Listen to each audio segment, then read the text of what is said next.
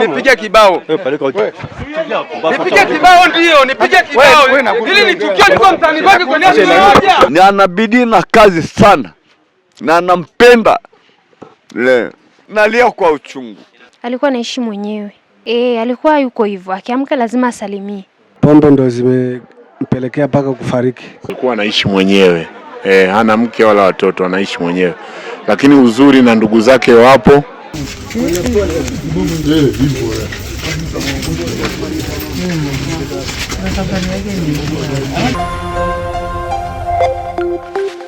Mtazamaji, leo ni tarehe 1 ya mwezi wa 3 mwaka 2026. Hapa ni katika mtaa wa Lolovono uliopo kata Sokoni 1 jijini Arusha.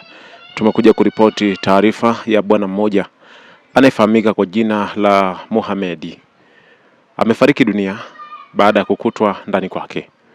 Lakini imeelezwa kwamba siku ya jana alikuwepo katika shughuli zake za hapa na pale, lakini alivyoingia kulala ndio hajaamka tena mpaka pale ambako ndugu wakawa wanamtafuta.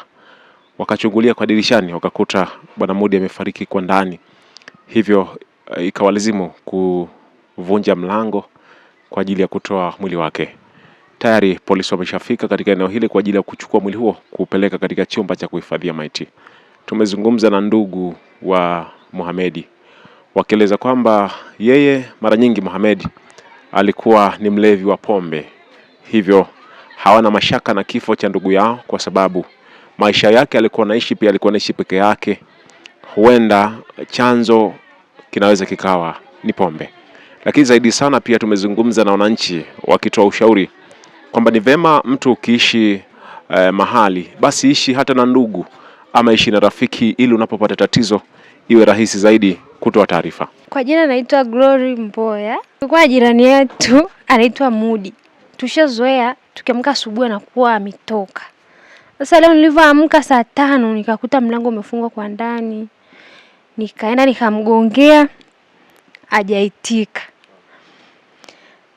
Nikapanda kwa juu nikachungulia nikaona amelala, nikaona kama vile hayuko sawa, nikapigia ndugu zake ndo akaja. Mwisho wa siku akajua kama ndo hivyo amefariki. Alikuwa tu ni mtu yuko sawa. Sema alikuwa ni mlevi. Alikuwa anaishi mwenyewe. Alikuwa yuko hivyo. Akiamka lazima asalimie. Yaani bora mtu awe na mtu ambaye anaweza kumsaidia, yani ambaye anaishi naye. Kama ni kijana aoe, kama ni binti amefikisha umri wa kuolewa, aolewe. Ili hata akipata tatizo usiku kuna mtu anaweza kumsaidia. Namkumbuka sana kwa sababu ni mtu ambaye alikuwa ni mwema. Hata akiwa na hela ni mwepesi kusaidia. Ndugu yetu anaitwa Mohamed, ni mzaliwa wa Kondoa.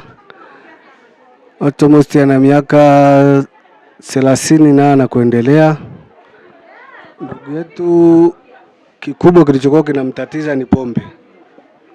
Mpaka hivi sasa umauti umemfikia ni pombe. Pombe ndo zimempelekea paka kufariki. Mimi nachotaka kuwa hasa kama vijana, kama ndugu, utumiaji wa pombe kupita maelezo sio rafiki. Kwa sababu aliugua kipindi fulani tukampeleka hospitali, pombe cha tatizo. Hatuna taarifa naye ya kama wiki 2-3 zaidi ya kuwasiliana na ndugu na jamaa mpaka umauti ulipomfikia, lakini kikubwa ni pombe ndio kilichomponza. Mimi ushauri tu, pombe sio nzuri kabisa. Familia ni nzuri sana kwa sababu familia inaweza kukukea kwa vitu vingi. Hata kama kulikuwa na tatizo kama hili asingeweza kumkuta hapa nyumbani kwake. Aidha angepigia ndugu wengine, angechukua, angempeleka hospitali, umauti usingeweza kumkuta. Hii familia ni kitu cha muhimu sana. Watu wanadharau mwanamke, lakini mwanamke ni kitu kimoja. Sijui kama mtu anaweza akaelewa thamani ya mwanamke. Kama ukitaka kujua thamani ya mwanamke, pata na matatizo ndio utajua thamani ya mwanamke. Kama hujapata na matatizo huwezi jua thamani ya mwanamke. Kuja baada ya kupigiwa simu baada ya ndugu kutokufungua mlango, kutokuonekana nje. Watu wakajaribu kuita majirani, akaona haitiki, ikabidi wapige simu. Katika kupiga simu Tukaje, tunashukuru Mungu tumepata ushirikiano mzuri. Tumekutana na diwani ameongea na wananchi wake, tukafunguliwa mlango, tukaingia kama ndugu, tukamkuta ndugu yetu. Ndio hivyo, Mungu ameshampenda. Basi hapa tunasubiri polisi waje wachukue vipimo, mpeleke mochari, tuangalie ratiba zingine za mazishi. Kwa taarifa ya majirani, wanadai kwamba jana alivyorudi asubuhi katika mihangaiko yake akaingia ndani kulala. Sasa hatukujua kwamba jioni alitoka ama usiku alienda kutafuta chakula. Hapo taarifa kamili hapana. Kifo chake hakina utata wote, kifo chake hakihusiani na mtu yote, kifo chake ni Mungu amependa. Mlango ulikuwa umefungwa kwa ndani. Ndugu mwandishi, na umeona kina kioo pale kimevunjika.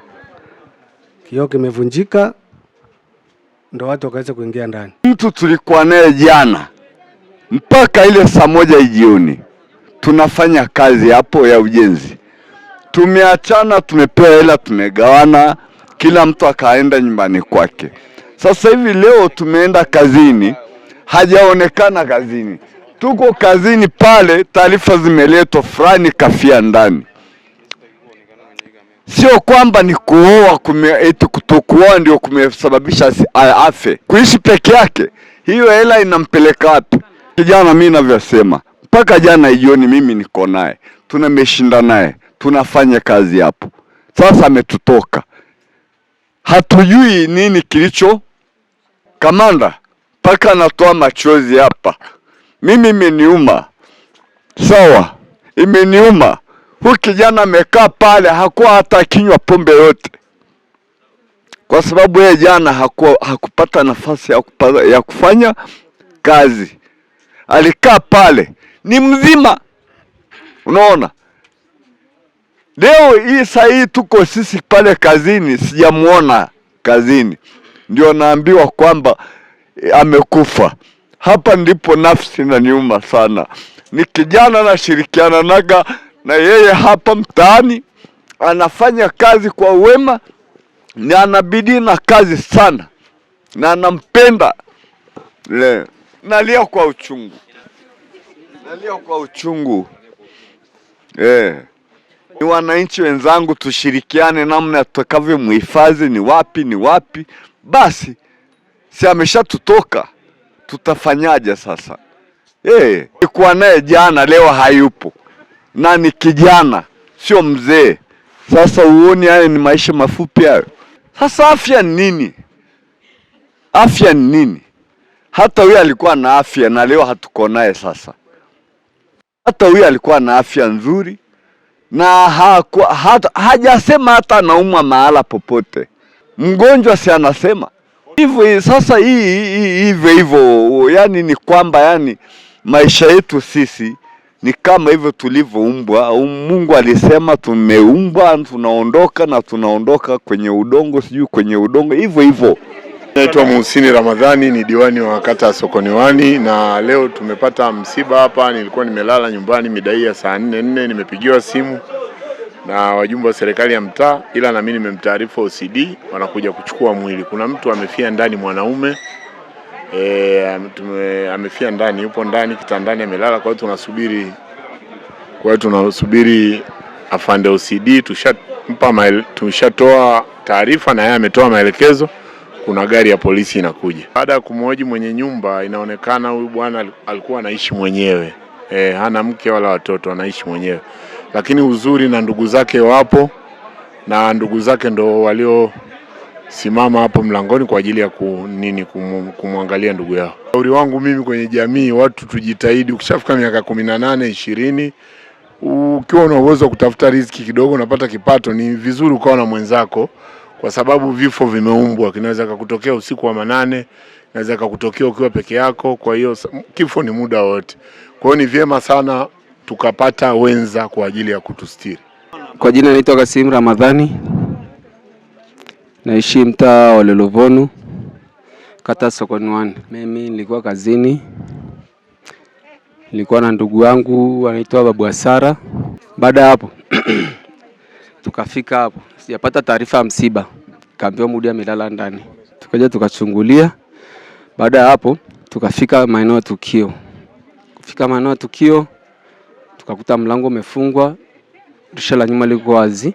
Baada ya kukuta dirisha liko wazi, tukachungulia tukakuta mtu amelala.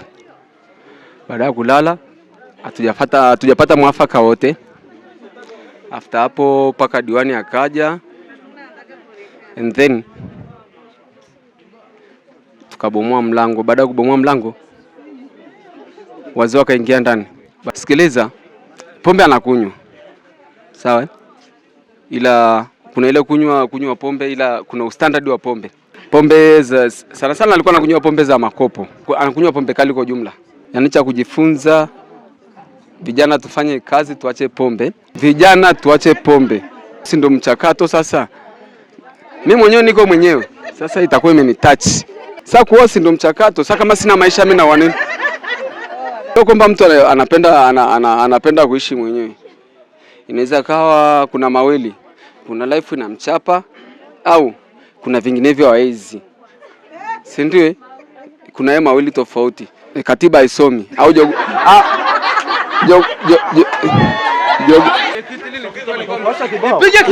nipige kibao. Nipige kibao ndio, nipige kibao. Hili ni tukio liko mtaani kwake kwa nini moja? Siongei. Nimesema siongei tena. Unatafuta maneno.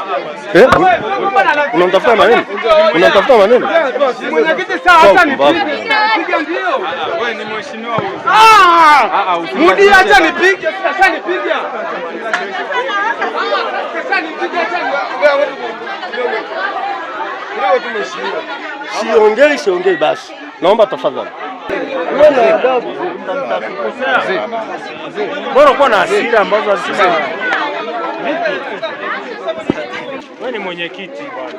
Kiongozi ambaye hataki kutoa maelezo kutokana na matukio ya kutisha. Mwenyekiti nashindwa kumuelewa, amepata taharuki kwa kifo kilichotokea ghafla bila taarifa, kupewa yeye taarifa. Bado sijaona msaada kwake. Ni kiongozi ambaye asiyetaka upelelezi kujua kwamba huyu mtu alikuwa anaishi vipi, anakaa vipi, mpaka mauti amemkuta kwa wakati gani.